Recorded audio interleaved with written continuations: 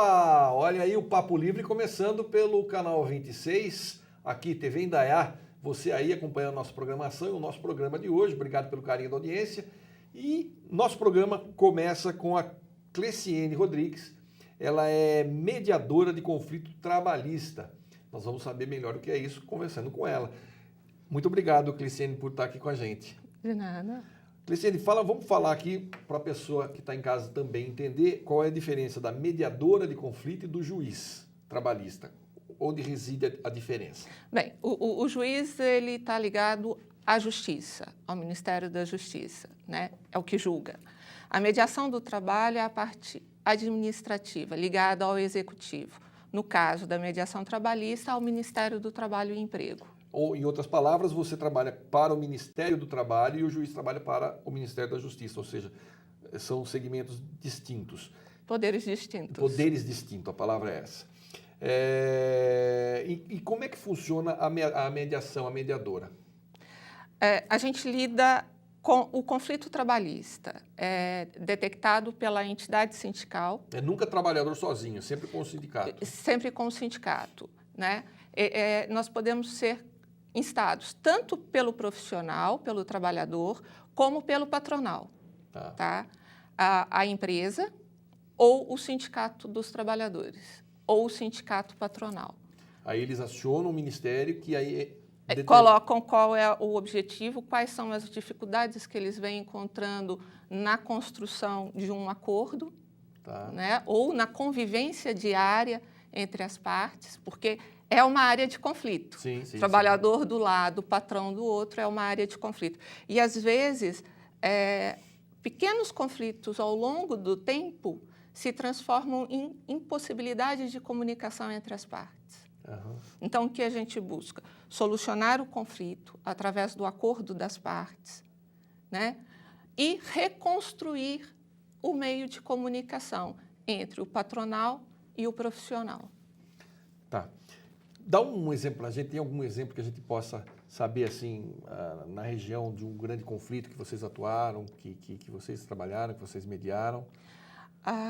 As greves, tá? Tanto setorizadas em indústrias da região, tá? Como a Valeo, né? Também com a Toyota, correto? Houve mediação com o Ministério do Trabalho. Greve de transporte em Campinas, nós já fizemos mediação também. Greve de transporte em Americana, Santa Bárbara, porque nós temos uma área, uma jurisdição bem grande na região metropolitana de Campinas. Muito bem. Quais são os problemas que vocês mais atuam lá no Ministério? Eu vejo aqui problema de conflitos de discriminação. Como é que vocês atuam daí nessa parte? A discriminação ela é apontada tanto pela questão de gênero quanto pela questão de idade ou de saúde, né? Então, identificar qual a forma de discriminação. Identificar dentro do meio ambiente de trabalho como que essa discriminação está ocorrendo. Se ela é uma política da empresa, no seu todo, ou se ela ocorre por uma política ou por uma postura de um preposto da empresa, um gerente, um supervisor, se é um fato isolado a um determinado setor. Identificado a forma que essa discriminação ocorre, nós chamamos a empresa. Esse é um acordo em que você está buscando uma mudança de atitude dentro do ambiente de trabalho. E aí nós acompanhamos para ver se essa mudança realmente ocorreu. Não havendo possibilidade de acordo, não havendo a mudança, aí o sindicato é orientado a buscar judicialmente essa correção. Entendi. Aí vocês trabalham, já se apoiam no judiciário. Trabalhador lesionado. É complicado, você estava me explicando que nós temos um problema aqui na região. O trabalhador lesionado é aquele que teve um acidente de trabalho ou adoeceu pelo trabalho. E lesionado significa que ele perdeu capacidade laborativa, ou seja, ele não pode voltar para o seu posto de trabalho, ele tem que ser requalificado, ou se pode voltar para o posto de trabalho, esse tem que ser adequado às novas condições dele. Na região de Campinas, essa questão é agravada no setor metalúrgico, porque a convenção coletiva dos metalúrgicos ela tem um a mais. Ou seja, ela coloca que o trabalhador lesionado com perda de capacidade tem estabilidade até a aposentadoria. Quando, na verdade, na legislação diz que são 12 meses. 12 meses a partir da alta médica pelo INSS. Tá? Quer dizer, o trabalhador teve um acidente ou uma doença, ele foi afastado pelo CID de doença profissional ou acidente de trabalho, do retorno dele, 12 meses de estabilidade. Depois a empresa pode fazer dispensa se o trabalhador, é lógico, tiver condições de saúde de ser dispensado. E no caso dessa convenção, é até a aposentadoria? Até a aposentadoria. E aí o que acontece? Aí existem casos de empresas em que elas colocam os trabalhadores lesionados em setores em que eles ou não têm o que fazer, ou eles são colocados de forma em que eles não conseguem fazer as atividades pela própria lesão que eles têm, ou eles são isolados dos outros trabalhadores. Né? Teve um caso em que a direção da empresa não permitia que os trabalhadores lesionados usassem o refeitório no mesmo horário que os outros trabalhadores. Nossa! E nem que os outros trabalhadores conversassem com os trabalhadores lesionados. Puxa, isso é que eu chamo de apartheid. Exato. E me diz uma coisa, nessa questão da discriminação, existe algum outro tipo, além dessa de saúde, de coisa? Tem alguma coisa que pega mais? Ou daí nós já vamos partir para o assédio moral? A maior discriminação no mercado hoje ainda é a mulher, né? Tá. Nós temos a mulher, ela fazendo a mesma atividade que o homem, ou tendo o mesmo cargo de chefia que o homem, ela ainda recebe um salário menor do que o homem. Eu tenho até uma questão na minha família, onde uma pessoa, sexo feminino, óbvio, foi trabalhar numa empresa, no departamento que até então só tinha homens, né? No departamento de engenharia e tal. E um dia ela me disse, olha, fico boba de ver, as pessoas não me dão valor, não me deixam trabalhar porque eu sou mulher. Eu já percebo que é uma discriminação, claro. Eu falei, meu Deus, mas ainda, e é muito forte isso. É muito forte. É uma coisa que a gente fala, não é possível, século XXI não vai estar, e tá. E o assédio moral comemora 10 anos da primeira vez que foi caracterizado isso na região, é isso? Está fazendo 10 anos agora? Está fazendo 10 anos. Quando foi? Houve uma greve da GEDACO, em Campinas, né? A empresa chegou a enviar telegramas às esposas e mães dos trabalhadores, falando que eles deveriam retornar ao trabalho, que a greve e os grevistas estavam colocando em risco o próprio sustento da família, né? Então, além de outros tipos de pressão em cima dos trabalhadores, foi tentada uma mediação dentro do Ministério do Trabalho, onde que isso ficou comprovado, né, através da apresentação dos documentos e tudo mais. A empresa, ela não fez nenhum tipo de acordo, ela não aceitou. Nós convidamos o Ministério Público do Trabalho para a última mediação, né? O procurador tomou ciência dos fatos. No próprio Ministério do Trabalho, ele começou a acolher os primeiros testemunhos. Né? Isso foi levado para a Justiça e o Ministério Público realmente conseguiu caracterizar o assédio moral não só do trabalhador com relação trabalhista com a GEDACO, mas também dos familiares desses trabalhadores. E há poucos anos saiu a decisão judicial de indenização por danos morais, tanto dos trabalhadores quanto dos familiares dos trabalhadores. Esse foi o primeiro caso de corte e que você já tem a caracterização judicial do assédio moral. Ele está fazendo ou fez 10 anos. Tem muito caso ali desse que você pode dizer para a gente de assédio moral, Bem, vamos colocar assim, dentro da própria jurisdição, casos que já foram comprovados e as multas as multas por danos morais já foram estipuladas pela Justiça. Você tinha numa indústria de bebida, depois, no final da semana, né, na sexta-feira, os vendedores colocavam se eles tinham cumprido a cota ou não. E o vendedor que não tinha cumprido a cota, tinha que vestir de mulher, de saia e tudo mais, e passar por um corredor polonês e todo mundo gozando que ele não tinha cumprido a cota, que ele era mulherzinha, aquela coisa toda. Que isso?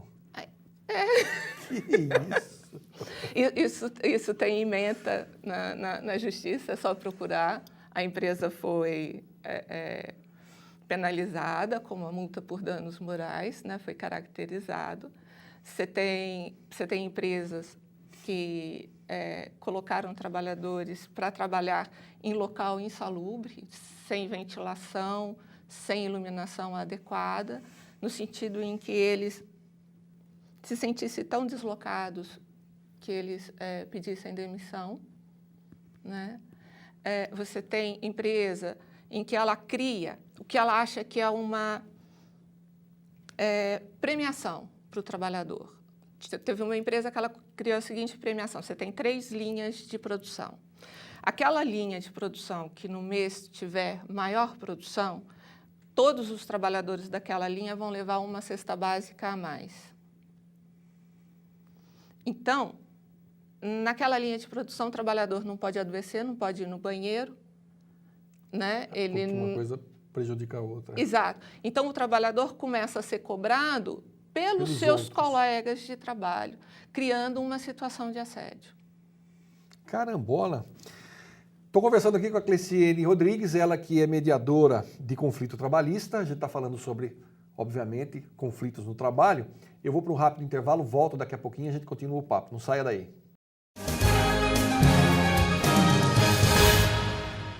De volta com o nosso Papo Livre pelo canal 26 da TV Indaiá. Nós estamos aqui com a Cleciene Rodrigues, nós estamos falando sobre trabalhos, conflitos trabalhistas, ela que é mediadora de conflito trabalhista do Ministério do Trabalho e Emprego.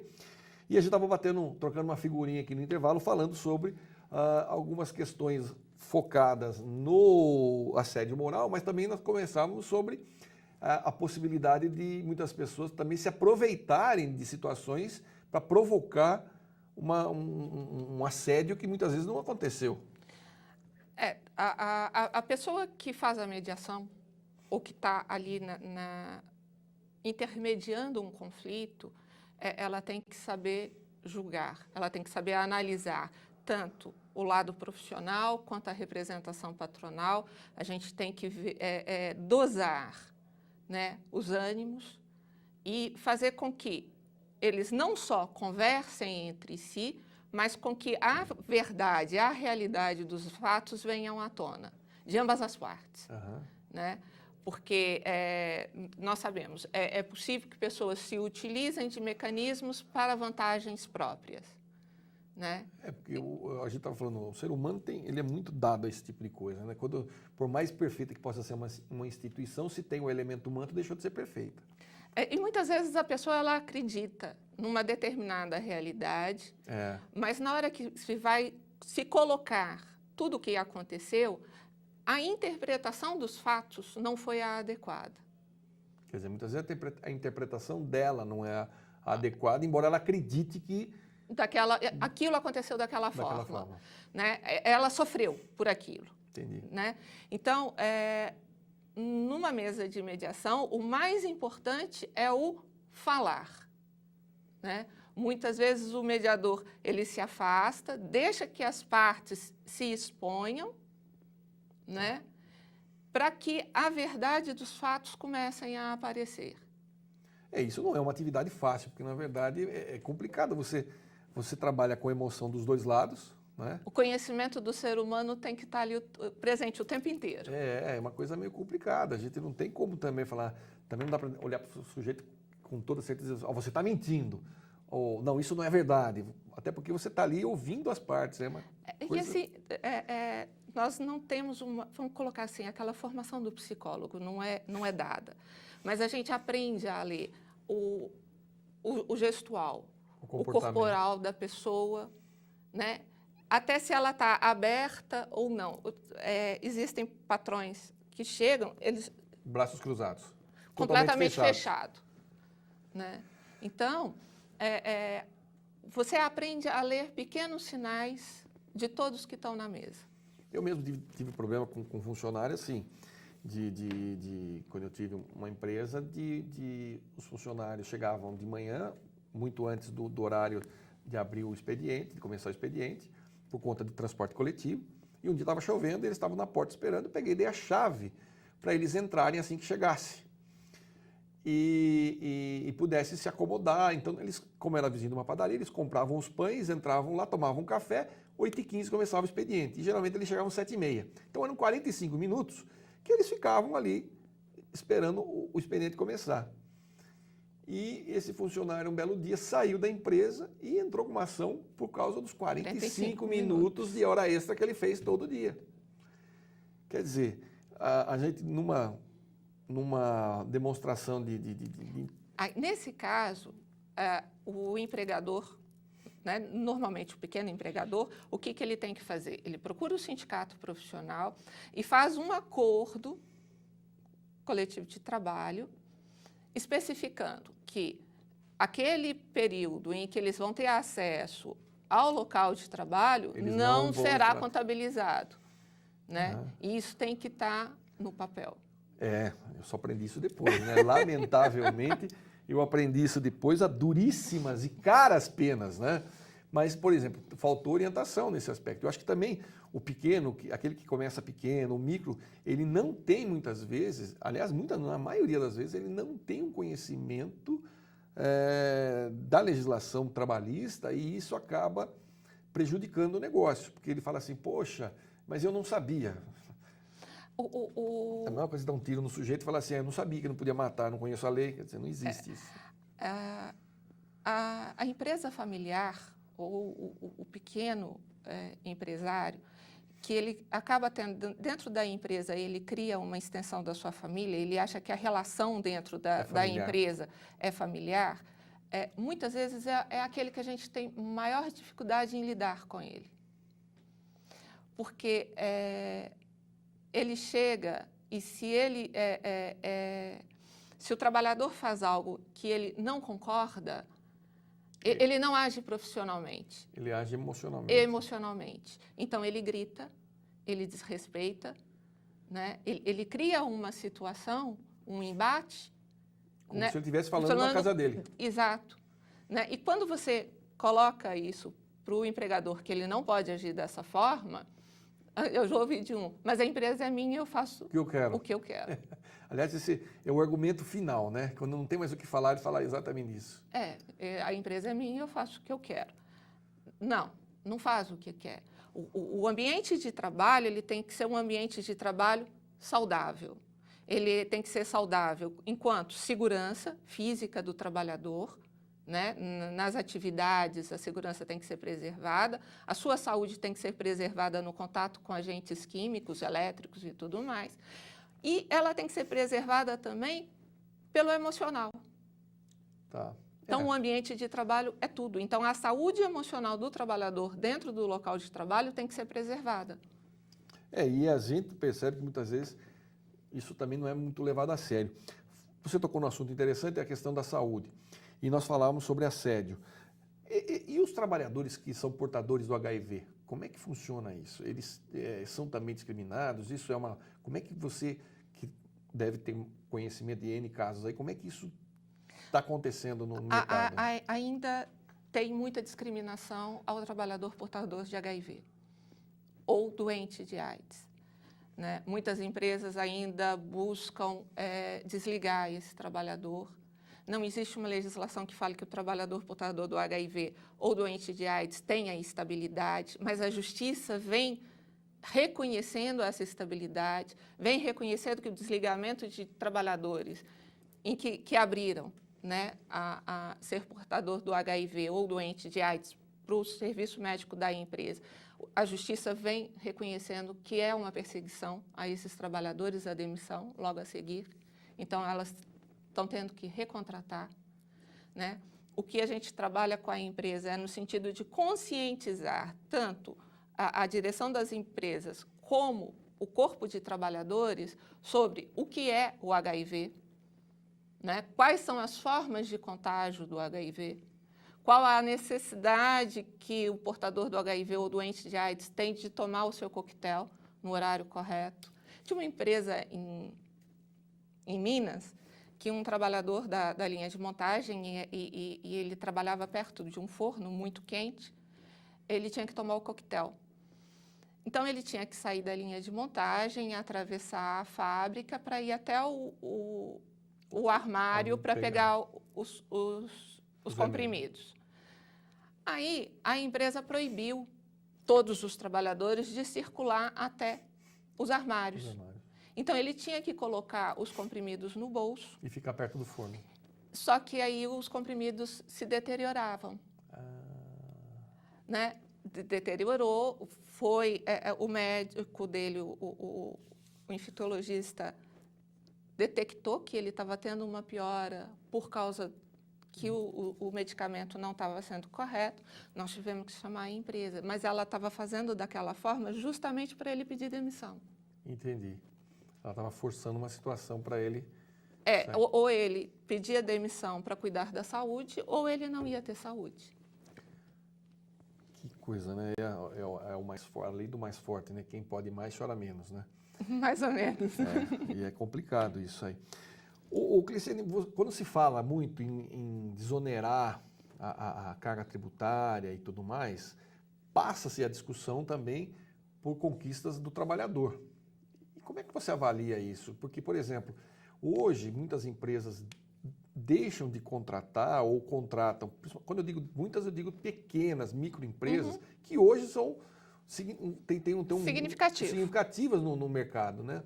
Eles têm receio de contratar ou contratam muito pouco quando poderiam contratar mais, justamente ou pelo desconhecimento da lei ou porque a lei realmente muitas vezes A tributação em cima do salário ela é muito alta. É muito alto, né? Eu acho que quando tanto o patrão quanto o trabalhador, quando discutem sobre essa questão, na verdade, é a tributação do Estado. Não é o trabalhador perder direitos conquistados, né? Não é ele perder condições de trabalho, né? É uma tributação excessiva que é feita em cima do salário, que não se justificaria mais, né? São a multa do fundo de garantia, que 10% não é para o trabalhador, 10% é para o governo. No momento em que esses 10% já deveria ter sido liberada a cobrança dele há muitos anos atrás, porque o objetivo dele era cobrir um rombo do fundo de garantia. Esse que rombo ainda já tem. Não, o objetivo principal já foi cumprido. Isso, há alguns anos atrás, mas a multa dos 10% que é paga ao governo permanece, né? Aí você tem toda a tributação em cima do sistema SESI, SESC, né? Tudo que vem aí por trás, a tributação da própria Previdência Social, e isso tudo eu acho que tem que ser rediscutido. É inegável, existe é muito cara a mão de obra no Brasil. Mas, segundo amigos meus, na Europa é muito mais caro do que aqui. Mas, mesmo assim, eu acho que a tributação, sobretudo no Brasil, é cara e a mão de obra é cara. Pode fazer uma pesquisa. Empresas têm optado para comprar serviços de engenharia no México do que aqui. Que é, vamos dizer, que é o fim da picada, né? Então, você tem trabalhos de TI sendo mandados para a Romênia ou para a Índia. Para a Índia, eu ouço muito falar nisso. Né? Romênia também. Não sabia da Romênia. Eles têm uma facilidade muito grande em aprender o português. Que impressionante. Então, você tem muitos romenos na área de TI, né? E a Índia. Esses dias mesmo eu estava pesquisando um trabalho aqui, a pessoa me disse assim, olha, manda para a Índia, trabalho de vídeo, produção de audiovisual, não, manda para a Índia que eles fazem um trabalho legal. Eu falei, mas e locução? Como é que você vai pôr uma locução em português feito na Índia? Não tem, eles fazem, você não percebe a diferença. Você vai ter... como é que chama? Você tem colônias de portugueses. colônias portuguesas, né, cidades que foram colônias de Portugal. Então, o português é falado de uma forma tranquilíssima, perfeita. Bom, gente, eu conversei aqui com a Cleciene Rodrigues, ela que é mediadora de conflitos trabalhistas. A gente bateu um papo aqui sobre conflitos do trabalho, né? E outras cositas mais relacionadas ao assunto. Agradeço a sua participação. De nada. E quem sabe uma outra oportunidade vamos voltar a falar do assunto.